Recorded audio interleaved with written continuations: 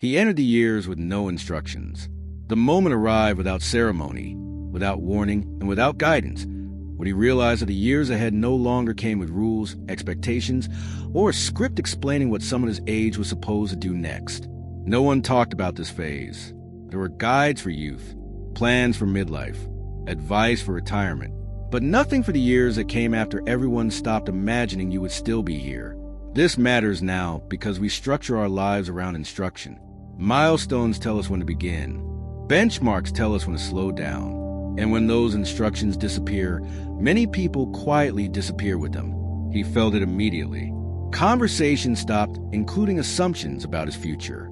Advice faded. People spoke to him in the present tense only, as if tomorrow were too uncertain to mention out loud. There was no ceremony marking this transition, no acknowledgement that he had crossed into unfamiliar time. He simply woke up one day inside years no one had prepared him for. At first, this felt like freedom. No expectations, no pressure to achieve, no role to perform.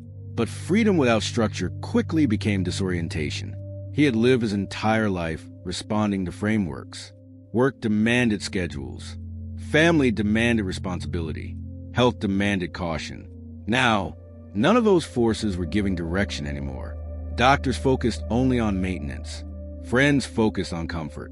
No one asked what he wanted to build. No one asked what came next, because no one knew what was allowed. He noticed how deeply instructions shape identity. Without them, motivation faltered. Days blurred. Purpose became harder to locate. This was not loneliness.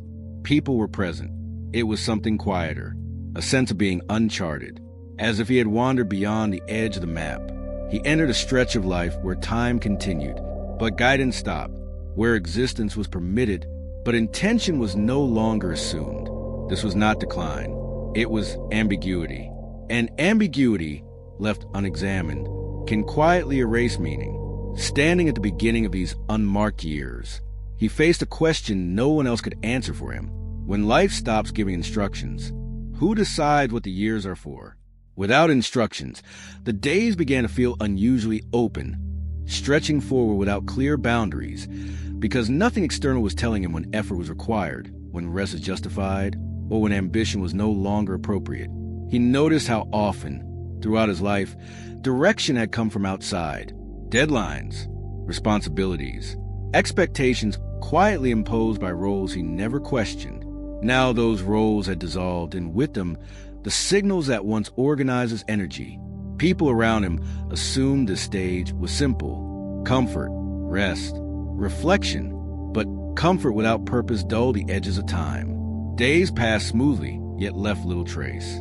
Doctors asked about symptoms, not aspirations. Friends asked if he needed anything, not what he was becoming. The future was treated like a fragile object best left untouched. This created an internal tension, because while his body had limits, his curiosity had not disappeared. Thoughts still formed, questions still surfaced, but there was no container for them. He began to understand how instruction protects identity. It gives permission to act. It legitimizes effort. Without it, initiative feels like trespassing. Some days he did nothing. Other days he tried to create structure from habit alone. Neither felt sufficient, because habit maintains life, but intention gives it shape. Emotionally, this was unsettling, not because he lacked ability, but because he lacked context, a sense of what these years were meant to hold. He saw others his age withdraw quietly, not out of exhaustion, out of confusion. When no one expects contribution slowly feels inappropriate. The early conflict took form here, between remaining available to life and slowly shrinking into maintenance mode. He realized something uncomfortable, that without instructions, life does not stop, but it does wait. It waits for someone to decide, someone to claim authorship, someone to say, these years are for something. And standing inside that waiting, he felt the pressure begin to rise, because the absence of direction was no longer neutral. It was asking a question. If no one tells you what these years are for, are you willing to decide for yourself? The conflict reached its sharpest point when he realized that the absence of instructions was not accidental, but structural. because the world simply did not know how to relate to people who continued living beyond the roles it had prepared for them. There were no cultural expectations left to lean on, no widely accepted purpose, no shared narrative explaining why these years existed or what they were meant to contain. And without a narrative, effort felt oddly exposed. He noticed how initiative now carried risk. Not physical risk, social risk, the risk of appearing unrealistic, inappropriate, or out of place for wanting more than comfort and quiet continuity. People reacted subtly when he spoke about future ideas, not dismissively, but cautiously, as if ambition at this stage required explanation. Emotionally, this created friction, because desire had not disappeared. It had simply lost permission. And without permission, desire begins to feel like a mistake. Doctors reinforce this unintentionally. They praise stability. They encourage rest. They focus on preservation, not expansion. Maintenance became the highest compliment. But maintenance is not meaning. It keeps systems running. It does not tell you why. This realization hit deeply, because he understood that without choosing otherwise, these years would default to waiting. Waiting for decline. Waiting for assistance. Waiting for an ending. That was the emotional peak. The moment he recognized that doing nothing was also a decision, one that quietly surrendered authorship to expectation. He had entered years with no instructions, but that did not mean the years were empty. It meant they were undefined. And definition, he realized, was now his responsibility, not to prove vitality, not to chase relevance, but to decide deliberately what deserved attention when no one was asking for it. The conflict was no longer about age. It was about courage.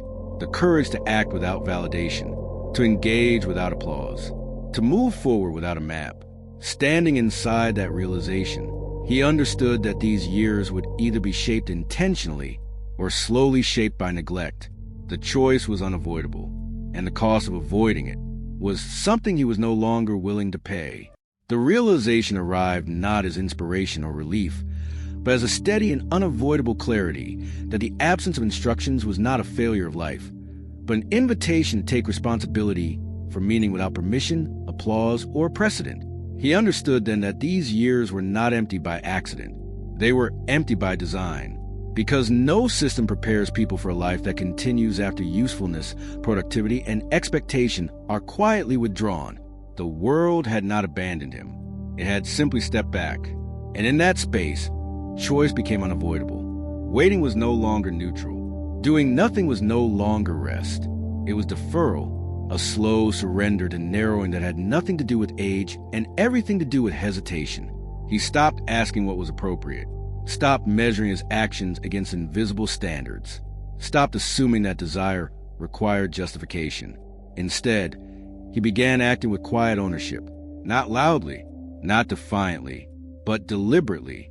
He chose how to structure his days, what to give attention to, where to invest energy, not because someone asked, but because he decided these years were still his.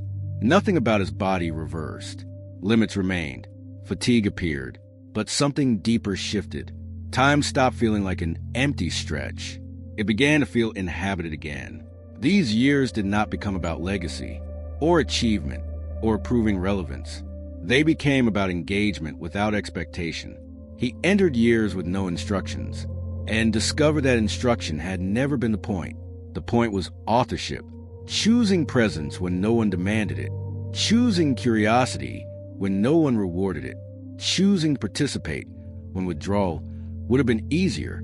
This is the quiet truth about longevity, that the hardest years are not the ones defined by struggle. They're the ones defined by freedom without guidance. And freedom, when accepted fully, reveals who we are when no one is watching, and nothing is required. He entered